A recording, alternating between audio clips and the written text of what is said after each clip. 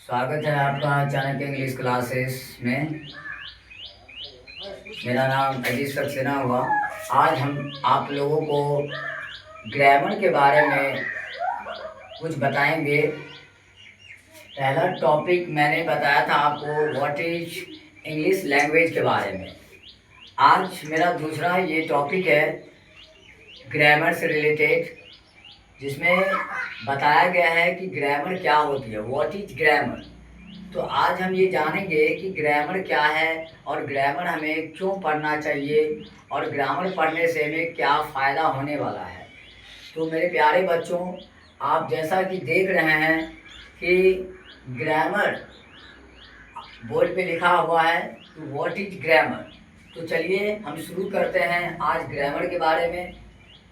तो जैसा कि आप देख रहे हैं कि grammar is the foundation of a language. इसका मतलब होता है कि व्याकरण भाषा की एक नींव होती है।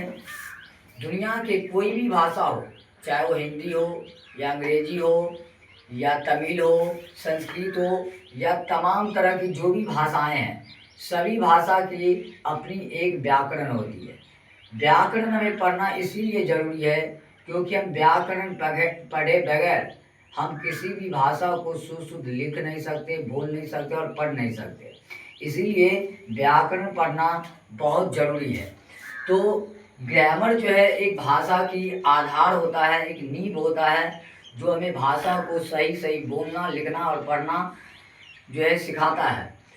The rule and regulations of any language is called grammar. किसी भी भाषा के नियमों और विनियमों को व्याकरण कहा जाता है। तो अब हम ये जानेंगे कि व्याकरण जो है, इसकी ओरिजिन कहाँ से हुआ व्याकरण शब्द की। तो इसका ओरिजिन भी मैंने यहाँ पे बता दिया है कि ग्रामर शब्द जो है ये लिया गया है 1300 और 1400 AD के आसपास। ये पहले ओल्ड फ्रेंच का वर्ड हुआ करता था, जिसमें पहले ग्रामेयर लिखा जाता था, GRAMAIRE, ग्रामेयर।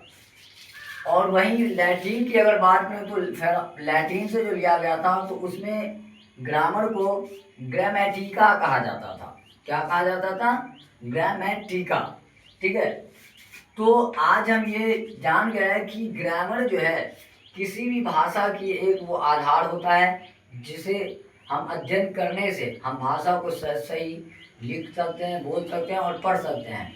अब मेरा मूल टॉपिक जो है वो है इंग्लिश ग्रामर के बारे में। तो इंग्लिश ग्रामर के भी बारे में मैंने आपको यहाँ पे बताया है कि इंग्लिश ग्रामर क्या होती है। तो English grammar is the set of rules that tell us how to use English words and sentences correctly. इसका मतलब ये हुआ कि अंग्रेजी व्याकरण अंग्रेजी भाषा के शब्दों और वाक्यों को सही ढंग से बोलने, लिखने और प्रयोग करने के नियमों का एक समूह होता है, जिससे हम किसी भी सेंटेंस को सही से लिखना, पढ़ना और बोलना हमें जो आता है, इसके लिए हमें इंग्लिश ग्रामर पढ़ना बहुत ज़रूरी है। तो मेरे प्यारे बच्चों, जब तक हम इंग्लिश ग्रामर के बारे में नहीं जानेंगे, तब तक हम सेंटेंस को सही से हम बना नहीं पाएंगे और ना ही तो अपने हम रोज़मर्रा के जीवन में सही सेंटेंस बोल पाएंगे। इसीलिए सबसे पहले अंग्रेजी जो ग्रामर होती है हमें उसे पढ़ना पड़ता है। उसके बाद ही हमें उस लैंग्वेज के बारे में अच्छी खासी जानकारी मिल पाती है और हम सही से बोल पाते हैं, अपने थॉट्स को, अपनी फीलिंग्स को हम एक्सप्रेस कर पाते हैं। तो मेरे प्यारे बच्चों, आप ये देख रहे हैं कि इंग्लिश ग्रामर आज के समय में हमें अपने कम्पिटिटिव एग्ज़ाम के लिए या नॉर्मल किसी भी एग्ज़ाम्स में जो पूछे जाते हैं क्वेश्चन, उसके लिए हमें ग्रामर पढ़ना अत्यंत ज़रूरी है, ताकि हम सेंटेंस को सही से बनाना सीख सकें और एग्ज़ाम्स में जो क्वेश्चंस आते हैं उसे हम सही से जवाब दे पाएँ। इसलिए ग्रामर पढ़ना बहुत ज़रूरी है। बच्चों, अभी मैंने आपको बताया था कि ग्रामर के बारे में कि ग्रामर क्या होती है। अब उसका सबसे आसान तरीका जो मैं बताने जा रहा हूँ यहाँ पे, वो सबसे आसान तरीका ये है मेमोरी टेक, जिसे आप आसानी से याद कर सकते हैं। अगर आपको पता है ग्रामर शब्द GRAMMAR। तो ग्रामर का ये आसान तरीका है याद करने का कि ग्रामर में हम लोग क्या क्या पढ़ते हैं। सबसे पहले G4 होता है गाइडलाइंस, जिसमें हम नियम या उसके दिशा निर्देश के बारे में जानते हैं, ग्रामर के बारे में। दूसरा R से मतलब होता है रूल्स, हम ग्रामर के रूल्स के बारे में पढ़ते हैं, नियम के बारे में पढ़ते हैं। और ए से अरेंजमेंट, इस सेंटेंस को किस तरह से अरेंजमेंट किया जाता है, व्यवस्थित किया जाता है। और एम फॉर मीनिंग, उसका अर्थ भी निकलना चाहिए। और एम से मेकिंग सेंटेंसेस, वाक्य बनाना भी हम लोग सीखते हैं। और ए से एक्यूरेसी, यानी शुद्धता भी होनी चाहिए सेंटेंस में। और आर से रीडिंग या राइटिंग, इसका मतलब होता है पढ़ना या लिखना, यानी इतने सारे चीज़ों को हमें इसमें पढ़ना पड़ता है ग्रामर में। तो ग्रामर का मतलब ही होता है correct words plus correct order plus correct meaning, अर्थात व्याकरण का सही मतलब ये होता है, याद करने का तरीका, व्याकरण बराबर यानी सही शब्द प्लस सही कर्म और सही अर्थ। जैसे कि आप नीचे में एक सेंटेंस देख रहे हैं, लिखा हुआ ही गो टू स्कूल।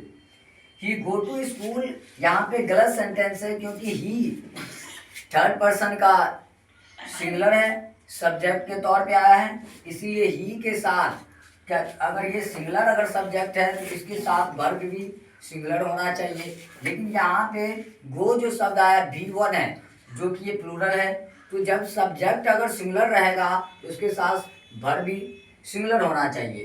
तो अगर इस तरह से अगर हम देखें तो ही गो टू स्कूल ये गलत सेंटेंस है, इसका कोई मतलब भी नहीं निकल रहा है और सही ये सेंटेंस भी नहीं है।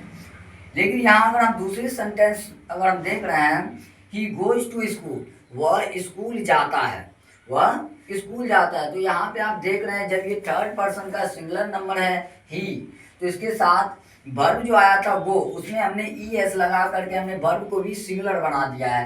तो अब यहाँ पे इसका सही मतलब निकला ही गोज टू स्कूल। इसका मतलब हिंदी में हुआ कि वह स्कूल जाता है, अर्थात टू स्कूल यानी स्कूल की ओर जाना, डैट मीन्स स्कूल जाना। तो ही गो टू स्कूल, वह स्कूल जाता है। तो दूसरा सेंटेंस आपने देखा कि ही गो टू स्कूल सही सेंटेंस है, जबकि पहला सेंटेंस गलत है। उसी तरह अगर हम दूसरा सेंटेंस अगर एक और ले लें, अगर हम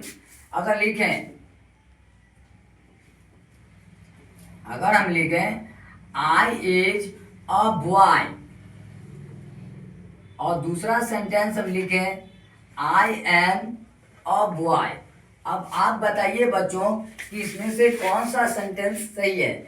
तो पहला सेंटेंस जैसा कि आप देख रहे हैं कि आई इज अ बॉय, इसका मतलब हिंदी में अगर आप निकालें तो इसका मतलब होगा मैं एक लड़का है। बट ये सेंटेंस जो है बिल्कुल ग्रामेटिकली जो है गलत है, और ये रूल रेगुलेशंस जो बताए जाते हैं ग्रामर में उसके हिसाब से फिट नहीं बैठ रहा है। तो पहला सेंटेंस ये हम कह सकते हैं कि गलत है। हम हिंदी में ऐसे बोल सकते हैं कि मैं एक लड़का है, हमारी भावनाओं को, हमारे जो थॉट्स हैं फीलिंग्स है उसको सामने वाले व्यक्ति समझ सकते हैं। लेकिन अगर हम इंग्लिश में अगर हम सेंटेंस अगर बनाते हैं तो उसमें हमें ग्रामर का रूल एंड रेगुलेशंस को ध्यान में रख करके हमें सेंटेंस को बनाना पड़ता है। सब्जेक्ट वर्ब एग्रीमेंट सही होना चाहिए और उसका मीनिंग भी सही निकलना चाहिए, उसका अर्थ सही निकलना चाहिए। क्योंकि बताया जाता है कि अगर सेंटेंस अगर आप बना रहे हैं तो शब्दों का एक ऐसा समूह होना चाहिए जिसका एक सही मीनिंग, उसका अर्थ निकले। अगर वो अर्थ नहीं दे पा रहा है तो वो सेंटेंस गलत हो जाएगा। क्योंकि हम इंग्लिश ग्रामर यहाँ सीख रहे हैं, तो इंग्लिश ग्रामर में हम लोग सभी चीज़ों को ध्यान में रखते हुए सेंटेंस बनाते हैं। तो अगर हम दूसरा सेंटेंस देखें आई एम अ बॉय, तो आई के साथ हमेशा एम का यूज होता है। आई एम अ बॉय का यहाँ मतलब हुआ मैं एक लड़का हूँ, और ये व्याकरण के दृष्टिकोण से बिल्कुल ये सही सेंटेंस है। ठीक है, मेरे प्यारे बच्चों, आपने यहाँ देखा कि सेंटेंस में अगर थोड़ी सी भी अगर हम मिस्टेक करते हैं वर्ब के साथ या सब्जेक्ट के साथ, तो वो हमारा सेंटेंस गलत हो सकता है। तो यहाँ पे सब्जेक्ट आई है, लेकिन हमने यहाँ पे एम की जगह, जो कि आई के साथ एम आना चाहिए था, हमने इज लगा दिया था, जो कि ये सेंटेंस बिल्कुल गलत है। तो आपने देखा कि ग्रामर कह रहा है क्या कि हमें सही शब्द को चुनना है, सही कर्म भी होना चाहिए और उस सेंटेंस जो हम बनाते हैं उसका सही अर्थ भी निकलना चाहिए। अगर वो सही अर्थ नहीं दे पा रहा है, सही ऑर्डर उसका नहीं है, करेक्ट ऑर्डर में अगर नहीं है तो वो गलत है। अगर हम इसको उल्टा अगर कर लें,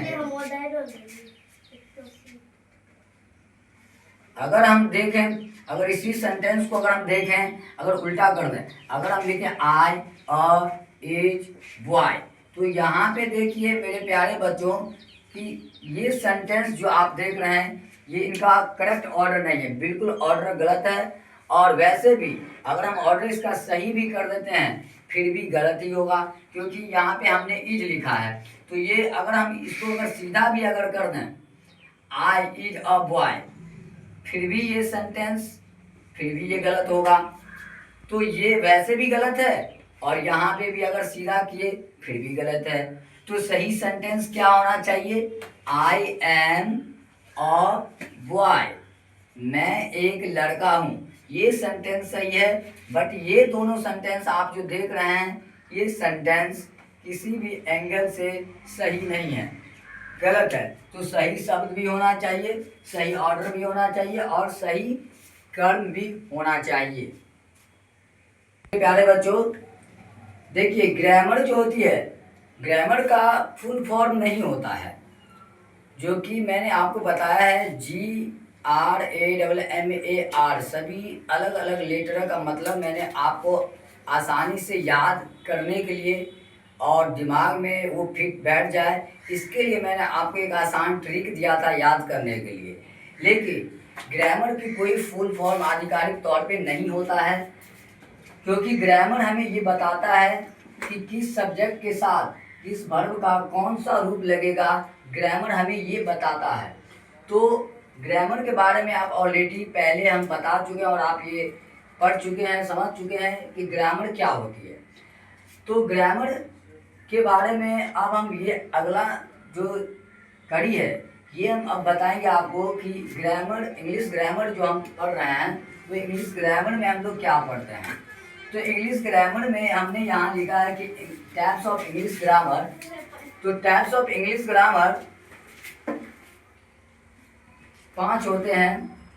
पहला होता है ऑर्थोग्राफी, दूसरा एटमोलॉजी, तीसरा होता है सिंटैक्स और चौथा पंक्चुएशन और पांचवा होता है प्रोसोडी। तो ऑर्थोग्राफी का मतलब होता है वर्ड विचार, जिसको हम लोग अक्षर विन्यास भी कहते हैं।